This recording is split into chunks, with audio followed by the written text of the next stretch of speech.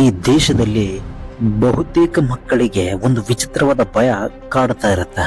ಟೀಚರ್ಸ್ನ ಕಂಡ್ರೆ ಭಯ ಅಲ್ಲ, ಎಕ್ಸಾಮ್ ಬರೆಯೋದಕ್ಕಾಗಿ ಭಯ ಅಲ್ಲ, ಆದ್ರೆ ಮನೆಯಲ್ಲಿ ಕೇಳುವ ಒಂದು ಪ್ರಶ್ನೆಗೆ ತುಂಬಾ ಭಯ. ನಿನ್ನಿಂದ ಏನು ಸಾಧನೆ ಮಾಡಕ್ಕಾಗಲ್ಲ, ಎಲ್ಲಾದ್ರೂ ಹಾಳಾಗಿ ಹೋಗ್. ಈ ಮಾತು ಅಂದ್ರೆ ಒಮ್ಮೆ ಯೋಚಿಸಿ, ನಮ್ಮ ತಂದೆ ತಾಯಿ ನಮ್ಮನ್ನು ಪ್ರೀತಿಸ್ತಾರ? ಖಂಡಿತ. ಆದ್ರೆ ಕೆಲವೊಮ್ಮೆ ಅದೇ ಪ್ರೀತಿ ಕಂಟ್ರೋಲ್ ಆಗಿ ಬಿಟ್ರೆ ಇಂಡಿಯನ್ ಪೇರೆಂಟ್ಸ್ ನಿಜವಾಗಿ ಟಾಕ್ಸಿಕಾ? ಈ ಉತ್ತರವನ್ನು ಹುಡುಕುವ ಮೊದಲು ಅವರನ್ನ ಪೇರೆಂಟ್ಸ್ ಅನ್ನಾಗಿ ರೂಪಿಸಿದ ಸಮಾಜವನ್ನು ನೋಡ್ಬೇಕಲ್ಲ. ಭಾರತದಲ್ಲಿ ಒಂದು ಮಗುವಿನ ಜೀವನಕ್ಕೆ ಬೇಕಾದ ಎಂಟೈರ್ ರೋಡ್ ಮ್ಯಾಪ್ ಅಥವಾ ಬ್ಲೂ ಪ್ರಿಂಟ್ ಬೇಗನೆ ಸಿದ್ಧವಾಗಿರ್ತದ. ಚಿಕ್ಕ ವಯಸ್ಸಿನಲ್ಲಿ ಚೆನ್ನಾಗಿ ಓದಬೇಕು, 10ನೇ ಕ್ಲಾಸಲ್ಲಿ ಇಷ್ಟು ಮಾರ್ಕ್ಸ್ ತಗೋಬೇಕು, PUC ಅಲ್ಲಿ ಸೈನ್ಸ್ ತಗೋಬೇಕು, ಅದಾದ್ಮೇಲೆ ಇಂಜಿನಿಯರಿಂಗ್ ಮಾಡು, ಅದಾದ್ಮೇಲೆ ಗೌರ್ಮೆಂಟ್ ಜಾಬ್ ಟ್ರೈ ಮಾಡು, ಜಾಬ್ ಸಿಕ್ಕ ಮೇಲೆ ಮದುವೆ ಯಾವಾಗ, ಮದುವೆ ಆದ್ಮೇಲೆ ಮಕ್ಕಳು ಯಾವಾಗ, ಮತ್ತೆ ಅದೇ ಸೈಕಲ್ ರಿಪೀಟ್. ಮಗುವಿಗೆ ಕರಿಯರ್ ಆಪ್ಷನ್ಸ್ ಕೊಡ್ತಾರ, ಬಟ್ ಆ ಕರಿಯರ್ ಆಯ್ಕೆ ಮಾಡುವ ಸ್ವತಂತ್ರ ಕೊಡೋದಿಲ್ಲ. ಇಲ್ಲಿ ಪೇರೆಂಟಿಂಗ್ ನ ಅತ್ಯಂತ ಕಾಂಪ್ಲಿಕೇಟೆಡ್ ಪಾರ್ಟ್ ಏನಪ್ಪಾ ಅಂದ್ರೆ ಕಂಟ್ರೋಲ್. ಸೈಕಾಲಜಿಯಲ್ಲಿ ಪೇರೆಂಟಲ್ ಸೈಕಾಲಜಿಕಲ್ ಕಂಟ್ರೋಲ್ ಎನ್ನುವ ಒಂದು ಕಾನ್ಸೆಪ್ಟ್ ಐತೆ. ಅಂದ್ರೆ ಸಿಂಪಲ್, ಮಗುವಿನ ಥಾಟ್ಸ್, ಫೀಲಿಂಗ್ಸ್, ಚಾಯ್ಸಸ್ ಮೇಲೆ ಮನಿಪ್ಯುಲೇಷನ್ ಮಾಡಿ ಎಕ್ಸೆಸಿವ್ ಪ್ರೆಷರ್ ಮೂಲಕ ಕಂಟ್ರೋಲ್ ನ ಸಾಧಿಸೋದು. ಓಕೆನಾ? ತಂದೆ ತಾಯಿ ಆದರೂ ಮಕ್ಕಳ ಮೇಲೆ ಮಾಡಿರ್ತಾರಲ್ಲ, ಆ ಮಕ್ಕಳ ಅವ್ರು ಹೇಗಿರ್ತಾರ ಅಂತಂದ್ರೆ ಕಾನ್ಫಿಡೆನ್ಸ್ ಇರಲ್ಲ. ಫಸ್ಟ್ ಆಫ್ ಆಲ್, ನಾ ಏನಾದ್ರು ಮಾಡ್ತೀನಿ, ನನ್ನ ಕಾಲಿನ ಮೇಲೆ ನಿಂತ್ಕೊಂಡು ನಾನು ಏನಾದ್ರು ಒಂದು ಡಿಸಿಷನ್ ತಗೊಳ್ಳೋಷ್ಟು ಧೈರ್ಯ ಇರುವುದಿಲ್ಲ. ಆದರೆ ಇಲ್ಲಿ ಪೇರೆಂಟ್ಸ್ ನ ವಿಲನ್ ಆಗಿ ಮಾಡೋದು ತುಂಬಾ ಈಸಿ, ಅರ್ಥ ಮಾಡಿಕೊಳ್ಳೋದು ಬಹಳ ಕಷ್ಟ ಸ್ನೇಹಿತರೆ.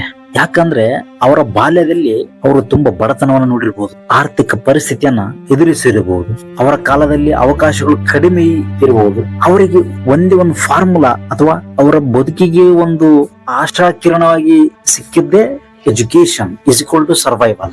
ಓದಿದ್ರೆ ಇವನು ಮುಂದೆ ಬದುಕ್ತಾನ, ಇವನ ಕಾಲಿನ ಮೇಲೆ ನಿಂತುಕೊಳ್ತಾನ. ಅದಕ್ಕಾಗಿಯೇ ತಮ್ಮ ಮಕ್ಕಳಿಗೆ ಸೆಕ್ಯೂರಿಟಿ ಕೊಡಲು ಬಯಸ್ತಾರ. ಪ್ರಾಬ್ಲಮ್ ತಂದೆ ತಾಯಿ ಪ್ರೀತಿಯಲ್ಲಿಲ್ಲ, ಪ್ರಾಬ್ಲಮ್ ಅವರ ಭಯದಲ್ಲಿದೆ. ತಂದೆ ತಾಯಿ ಆದವರು ತಮ್ಮ ಮಕ್ಕಳಿಗೆ ಲೆಟ್ಸ್ ಟ್ರೈ ಗೌರ್ಮೆಂಟ್ ಜಾಬ್, ಬಹುಶಃ ಅವನಿಗೆ ಗೌರ್ಮೆಂಟ್ ಜಾಬ್ ಮೇಲೆ ಅಬ್ಸೆಷನ್ ಇಲ್ಲೇನೋ, ಬಟ್ ತಂದೆ ತಾಯಿ ಅವರಿಗೆ ಅವನ ಫ್ಯೂಚರ್ ಬಗ್ಗೆ ತುಂಬಾ ಭಯ ಇರ್ತದೆ. ಮಗ ಫೇಲ್ಯೂರ್ ಆಗಬಹುದೇನೋ ಎಂಬ ಭಯ, ಸಮಾಜ ಏನು ಹೇಳುತ್ತದೆ ಎಂಬ ಭಯ, ಮಗು ತನ್ನಂತೆಯೇ ಸ್ಟ್ರಗಲ್ ಮಾಡಬಹುದೆಂಬ ಭಯ. ಹಾಗಾಗಿ ಅವರು ಮಗುವಿನ ಫ್ಯೂಚರ್ ಕಂಟ್ರೋಲ್ ಮಾಡಲು ಬಯಸ್ತಾರ. ಇದೊಂದು ಜನರೇಷನ್ ಪ್ರಾಬ್ಲಮ್ ಮಾತ್ರ ಅಲ್ಲ ಸ್ನೇಹಿತರೆ, ಅನ್ಬ್ರೇಕಬಲ್ ಸೈಕಲ್. ಒಬ್ಬ ತಂದೆ ತನ್ನ ಮಗನನ್ನ ಕಂಟ್ರೋಲ್ ಮಾಡಲು ಬಯಸ್ತಾನ, ಆ ಮಗ ಒಂದು ದಿನ ತಂದೆ ಆಗ್ತಾನ, ಮತ್ತ ಅದೇ ಬಿಹೇವಿಯರ್ ಕಂಟಿನ್ಯೂ ಮಾಡ್ತಾನೆ. ಯಾಕಂತಂದ್ರೆ ಅವನಿಗೆ ಪೇರೆಂಟಿಂಗ್ ಕಲಿಸಿದವ್ರು ಯಾರು? ಅವನ ಪೇರೆಂಟ್ಸ್, ಅವರ ಪೇರೆಂಟ್ಸ್, ಮತ್ತ ಅವ್ರಿಗೆ ಕಲಿಸಿದವರು ಅವರ ಮುತ್ತಜ್ಜ. ಹೀಗಾಗಿ ಕೆಲವೊಮ್ಮೆ ಟಾಕ್ಸಿಕ್ ಪೇರೆಂಟಿಂಗ್ ಕೂಡ ಬಳುವಳಾಗಿ ಬಂದ್ಬಿಡ್ತದ. ಹಾಗಾಗಿ ಈ ಒಂದು ಬಳುವಳಾಗಿ ಬಂದಿರತಕ್ಕಂತ ಒಂದು ಬಿಹೇವಿಯರ್ ನ ಅದನ್ನ ಮುಂದುವರಿಸಲೇಬೇಕಂತ ಏನಿಲ್ಲಲ್ಲ. ಸೈಕಾಲಜಿಯಲ್ಲಿ 2 ಇಂಪಾರ್ಟೆಂಟ್ ಶಬ್ದಗಳಿವೆ. ಏನಂತಂದ್ರೆ ಅಥಾರಿಟೇರಿಯನ್ ಪೇರೆಂಟಿಂಗ್, ಇನ್ನೊಂದು ಅಥಾರಿಟೇಟಿವ್ ಪೇರೆಂಟಿಂಗ್ ಅಂತ. ಅಥಾರಿಟೇರಿಯನ್ ಪೇರೆಂಟಿಂಗ್ ಅಲ್ಲಿ ಅತಿ ಹೆಚ್ಚು ರೂಲ್ಸ್ ಇರ್ತಾವ, ಒಬಿಡಿಯನ್ಸ್ ಮುಖ್ಯ. ಇಲ್ಲಿ ಮಕ್ಕಳ ಒಪಿನಿಯನ್ ಬಗ್ಗೆ ಕೇಳುವುದಿಲ್ಲ. ಓಕೆನಾ? ಅಥಾರಿಟೇಟಿವ್ ಪೇರೆಂಟಿಂಗ್ ಅಂದ್ರೆ ಇಲ್ಲಿ ಬೌಂಡ್ರೀಸ್ ಇರ್ತಾವ.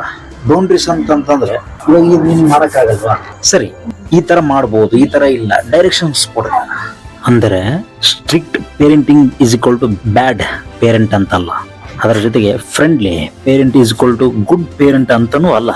ದ ರಿಯಲ್ ಕ್ವಶನ್ ಈಸ್, ನೀವು ನಿಮ್ಮ ಮಗುವನ್ನ ಡೈರೆಕ್ಷನ್ ಕೊಡ್ತಾ ಇದ್ದೀರಾ ಅಥವಾ ಕಂಟ್ರೋಲ್ ಮಾಡ್ತಾ ಇದೀಯಾ ಅನ್ನೋದೇ ಕ್ವಶನ್.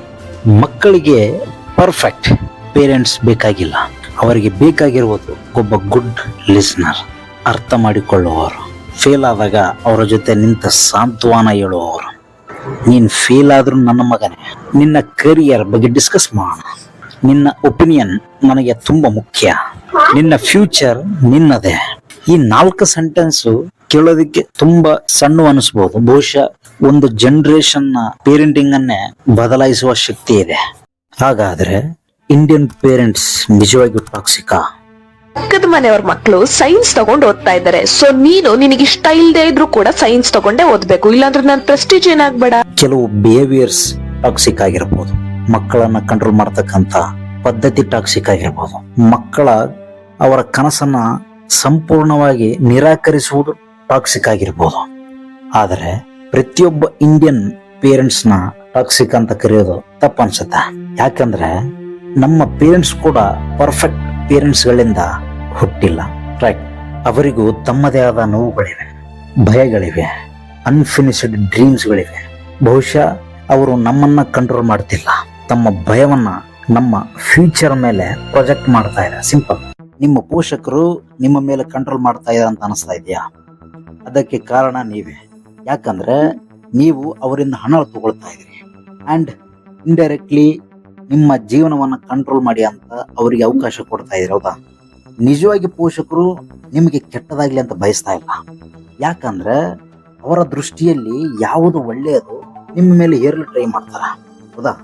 ಆದ್ದರಿಂದ ನಿಮ್ಮ ಕನಸನ್ನ ನೀವು ಅವರ ಮುಂದೆ ನಿಂತು ಹೇಳಿದಾಗ ಅವರು ಅರ್ಥ ಮಾಡ್ಕೊಳ್ತಾ ಇಲ್ಲ ಅಂತ ಅನಿಸಿದಾಗ ಲೀವ್ ದ ಹೋಮ್, ಒಂದು ಕೆಲಸ ಹುಡ್ಕೊಳ್ಳಿ, ದುಡ್ಡು ಸಂಪಾದನೆ ಮಾಡಿ, ಅದಾದ್ಮೇಲೆ ನಿಮ್ಮದೇ ಆದ ಜೀವನ ಕಟ್ಕೊಳ್ಳಿ. ಆಯ್ತಾ? ಇನ್ಕಮ್ ಬ್ಯಾಕ್ ಆಟೋಮೆಟಿಕ್ಲಿ ಎಲ್ಲ ಚೇಂಜ್ ಆಗುತ್ತೆ. ಮುಂದಾಗೆ ನಾನು ಕೇಳಿ ಹಿಡಿದ್ರಿ ನೀವು ನನ್ನ ಐದು ನನಗೆ ಬಾಂಡ್ ಪೇಪರ್ ಮೇಲೆ ಸೈ ಮಾಡ್ಸ್ಕೊಂಡು ಹಿಡಿದ್ರಿ. ಅಯ್ಯೋ ಪರಮಾತ್ಮ.